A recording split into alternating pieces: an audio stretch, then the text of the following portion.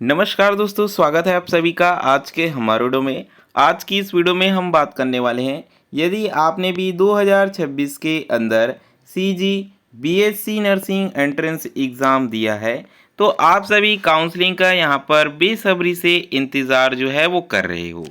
ऐसे में बहुत सारे छात्रों ने एक बहुत ही इंटरेस्टिंग सवाल जो है वो पूछा है, जिसकी जानकारी हर एक छात्र को जो है वो होनी चाहिए।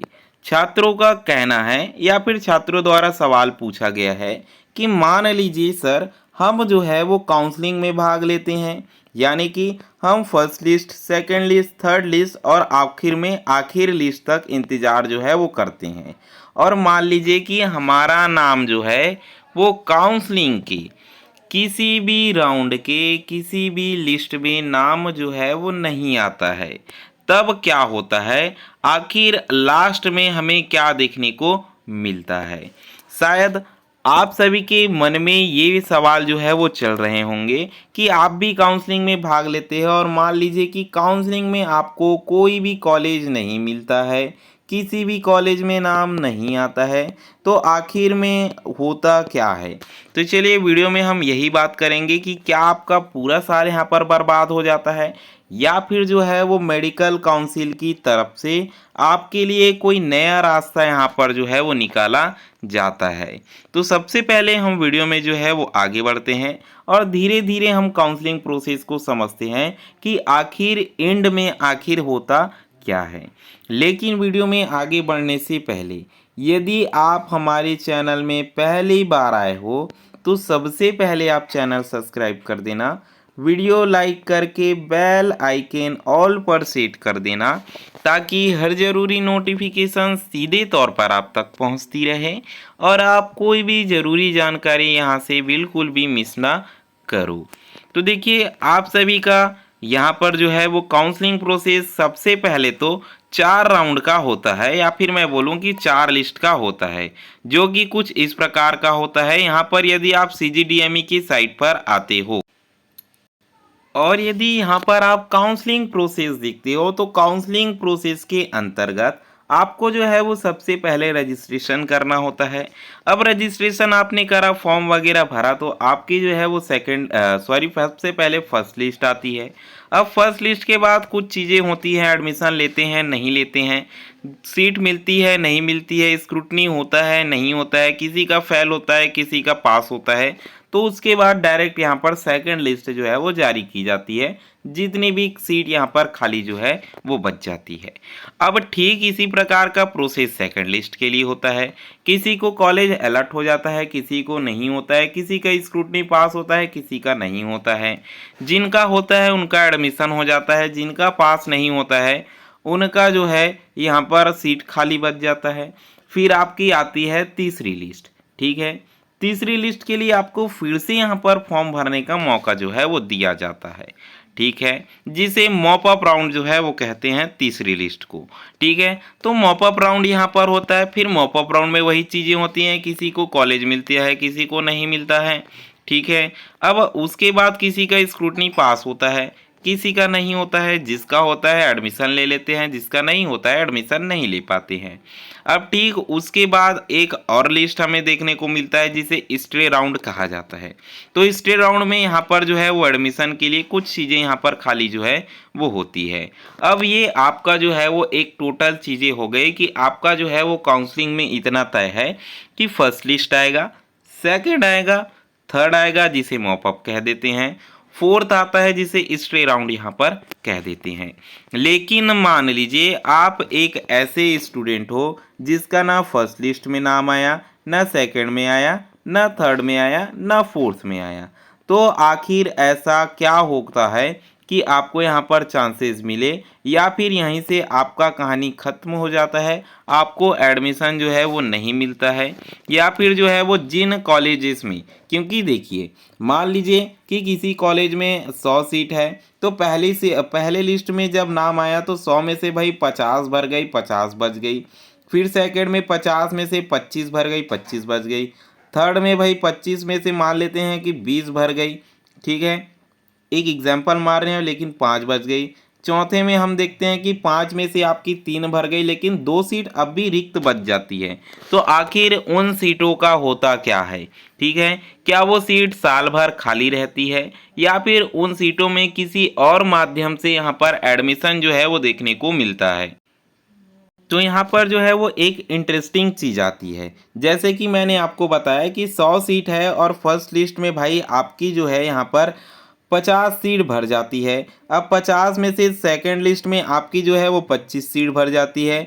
वहीं आपका थर्ड में जो है वो 20 सीट भर जाता है, और फोर्थ में यानी कि स्ट्रेट राउंड में जो है भाई आपकी यहाँ पर 5 सीट बची होती है, तो 5 में से 3 सीट यहाँ पर जो है वो भर जाती है। लेकिन अभी भी आपकी किसी कॉलेज में 2 रिक्त सीट जो है वो बची है। और ठीक इसी प्रकार भाई आपके विभिन्न कॉलेज हैं, यानी कि विभिन्न कॉलेज कहने का मतलब लगभग जो है वो 70 से 80 कॉलेज यहाँ पर जो है वो उपलब्ध होते हैं। तो मान लेते हैं कि प्रत्येक कॉलेज में केवल 2 सीट बच रहा है, ठीक है, 20 नहीं सिर्फ 2 सीट बच रहा है। तब भी हम सभी कॉलेज का एवरेज लें तो यहाँ पर जो है भाई 140 सीट हो जाता है। और किसी किसी कॉलेज में ज़रूरी नहीं है 2 सीट बचे, किसी कॉलेज में 0 सीट बचता है, तो किसी कॉलेज में अगर आप देखोगे तो 40-50 सीट यहाँ पर जो है वो खाली रह जाता है।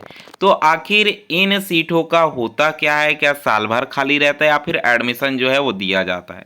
तो देखिए, जब भी ऐसी स्थिति यहाँ पर बनती है, ठीक है, कैसी स्थिति बनती है कि भाई कॉलेज में बहुत कम सीटें उपलब्ध हो, जैसे कि हमने एवरेज लिया है कि 70 कॉलेज में भाई सिर्फ केवल 2-2 सीट यहाँ पर खाली है, ठीक है, तब इस स्थिति में होता ये है कि आपका होता है एक ओपन काउंसलिंग, ठीक है। अब पूछेंगे स्टूडेंट की ओपन काउंसलिंग क्या होता है, ठीक है। तो ओपन काउंसलिंग कुछ इस प्रकार होता है, जिसे आप समझिएगा। ओपन काउंसलिंग कुछ इस प्रकार होता है कि आपको कॉलेज जाना होता है, ठीक है। कॉलेज कैसे जाना होता है? सभी डॉक्यूमेंट आपको लेकर आपको जो है वो कॉलेज वहाँ पर पहुँचना होता है, ठीक है। अब वहाँ पहुँचोगे तो आपके बैच में जितने भी स्टूडेंट आए होंगे, ठीक है, ये हम एक एग्जांपल ले रहे हैं, 2 सीट खाली है, ठीक है। अब मान लीजिए कि यहाँ पर 10 स्टूडेंट जो हैं एडमिशन के इच्छुक हैं, 10 के 10 आए हैं आपके बैच में एडमिशन लेने के लिए। तो सबसे पहले यहाँ पर जो है वो उन 10 स्टूडेंट का मांगा जाएगा क्या चीज़? मेरिट लिस्ट, ठीक है, मेरिट लिस्ट या फिर जो है वो रैंक, ठीक है। अब उनका रैंक जो है यहाँ पर चेक करा जाएगा। तो जिस में से इस 10 में से जो है वो जिन 2 स्टूडेंट का मार्क्स जो है वो सबसे ज़्यादा होता है, ठीक है, चाहे वो कोई भी कैटेगरी हो। अब देखिए, ओपन काउंसलिंग में कोई भी प्रकार का जो है यहाँ पर क्लास या फिर कैटेगरी नहीं होता, ठीक है। सभी कैटेगरी क्लास को जो है वो सामान्य में परिवर्तित कर दिया जाता है, यानी कि यूआर सीट में परिवर्तित कर दिया जाता है। तो ऐसे में जिस भी स्टूडेंट का चाहे कोई भी कैटेगरी हो, ठीक है, सबसे ज़्यादा मार्क्स होते हैं उनकी सीट के उपलब्धता के अनुसार। हम 2 सीट का यहाँ पर जो है वो एवरेज लिए हैं या फिर एग्जाम्पल लिए हैं, तो हम 2 ही स्टूडेंट यहाँ पर बता रहे हैं, ठीक है। तो उन 2 स्टूडेंट को डायरेक्ट वहाँ पर जो है वो एडमिशन दे दिया जाता है। तो कुछ इस प्रकार ओपन काउंसलिंग जो है वो लास्ट में होता है, जिससे सीट को भरा जाता है। तो यदि आपके भी मार्क्स जो हैं वो कम हैं, तो आपको उम्मीद जो है वो बिल्कुल भी नहीं छोड़नी होती, क्योंकि कई बार क्या होता है कि ओपन काउंसलिंग होता है, आप ओपन काउंसलिंग में जाते हो, आपकी कोई उम्मीद नहीं होती है एडमिशन की, लेकिन आप जाकर देखते हो और बैठते हो। बैठने के बाद आपको पता चलता है कि कुछ प्रक्रियाएं होती है जिसमें आपका मार्क्स, आपका मेरिट लिस्ट, आपका रैंक सारा कुछ चेक करा जाता है। और जिस स्टूडेंट को यहाँ पर उम्मीद नहीं थी, भाई वही स्टूडेंट का उस बैच में, मतलब वहाँ पर उपलब्ध विद्यार्थियों में, ठीक है, वहाँ पर जितने स्टूडेंट उपलब्ध हैं उनमें से उसी स्टूडेंट का सबसे ज़्यादा मार्क्स निकल जाता है। तो ऐसी ऐसी चीज़ें यहाँ पर होती है, इसलिए लास्ट तक आपको काउंसलिंग में जो है वो बने रहना चाहिए। तो आखिर ये ओपन काउंसलिंग होती कब है? तो देखिए, ओपन काउंसलिंग होती है सबसे लास्ट में, यानी कि जब आपका स्टे राउंड हो जाता है, तब आपकी कुछ सीटें खाली बच जाती है, तब यहाँ पर ओपन काउंसलिंग होती है, ठीक है। तो कब होती है ये डेट जो है वो फिक्स नहीं होती, केवल फिक्स होता है कि भाई आपका जो है यहाँ पर स्टे राउंड के बाद होने की संभावना होती है, जो कि डेट अब जो आपकी काउंसलिंग आएगी उसके अनुसार बताया जाएगा। ठीक है, जो कि लास्ट में आएगा। तो आज की इस वीडियो में केवल इतना ही। यदि आपके मन में कोई भी सवाल है, कोई भी डाउट है, तो आप अभी कमेंट करके जो है वो पूछ सकते हैं, क्योंकि एक बार काउंसलिंग शुरू हो गई तो आपको समय नहीं मिलेगा। ये जो समय है आपका, विशेष प्रकार से इसे यूज़ करो, अपनी जानकारी बढ़ाओ, कॉलेज कैसे देना चाहिए, नहीं देना चाहिए, कैसे क्यों क्या चीज़ें करनी चाहिए, चॉइस फिलिंग करनी चाहिए, ये इस टाइम में आप जो है वो सीख सकते हो। तो चैनल में पहली बार आए थे तो सबसे पहले आप चैनल को जो है यहाँ पर सब्सक्राइब जो है वो कर दीजिएगा। वीडियो को लाइक करके बेल आइकन ऑल पर सेट कर देना, और जो भी आपके मन में डाउट है, क्वेश्चन है, कमेंट बॉक्स में कमेंट जो है वो कर देना।